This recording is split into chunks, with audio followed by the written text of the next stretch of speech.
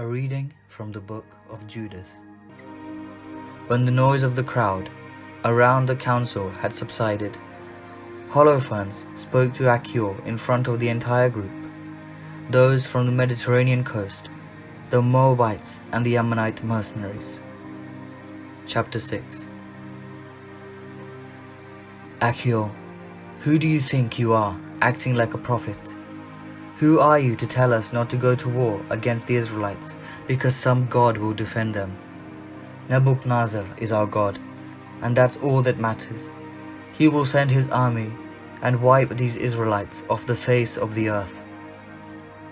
Their God can't help them, but we serve Nebuchadnezzar, and we will beat them as easily as if their whole army were one man. They will not be able to hold their ground against our cavalry. It will overwhelm them. The mountains will be soaked with their blood, and the valleys will be filled with their corpses. After our attack, they will be completely wiped out. Not a trace of them will be left.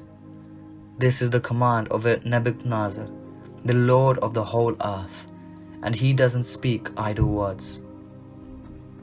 Achior, you are nothing but an Ammonite mercenary, and you talk like a traitor.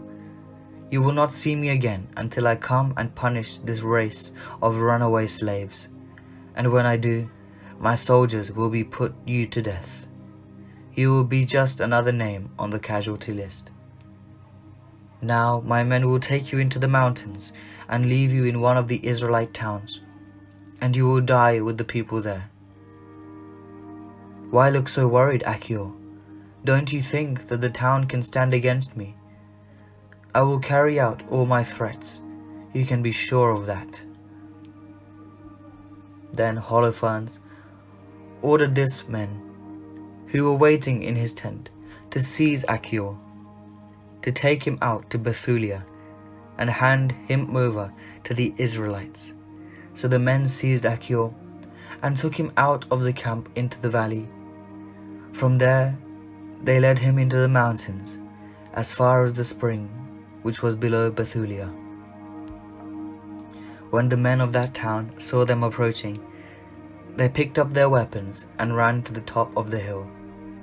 Every man who used a sling as a weapon rained stones down on Holofernes' soldiers, and this stopped them from coming any farther up the mountain. The Assyrians were forced to take cover along the mountainside, where they tied Achior up and left him lying at the foot of the mountain. Then they returned to Holofernes. Later, when the Israelites came down from Bethulia, they untied Achior, brought him into the town, and took him before the town officials, who at the time were Uzziah, son of Micah, of the tribe of Simeon, Chabris, son of Gothoniel, and Charmis, son of Melchiel. The officials called together the town's elders, and all the women and the young men also ran to the assembly.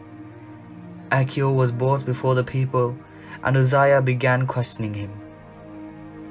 Achior told them what had been said at Holofernes' war council, what he himself had said to the Assyrian officers, and how Holofernes had boasted about what he would do to the Israelites.